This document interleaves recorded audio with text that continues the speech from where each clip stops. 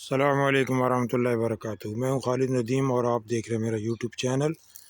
आज हम लाए हैं जी आपके पास ये वीडियो। ये देखें, असील मुर्गियाँ, 4 मुर्गियाँ और 1 मुर्गा। असल में काफ़ी टाइम हो गया मैंने कोई वीडियो नहीं डाली, मैं थोड़ा मसरूफ़ था।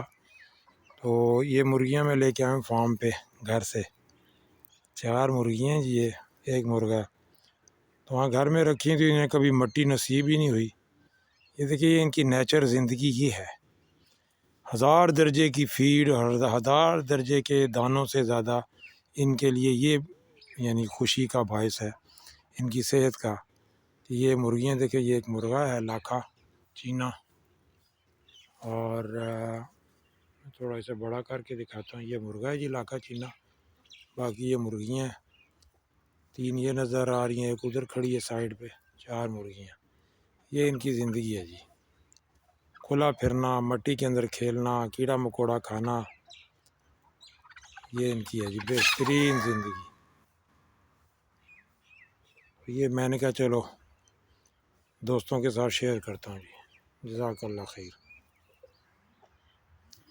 अस्सलामु अलैकुम वरहमतुल्लाहि वबरकातुहू।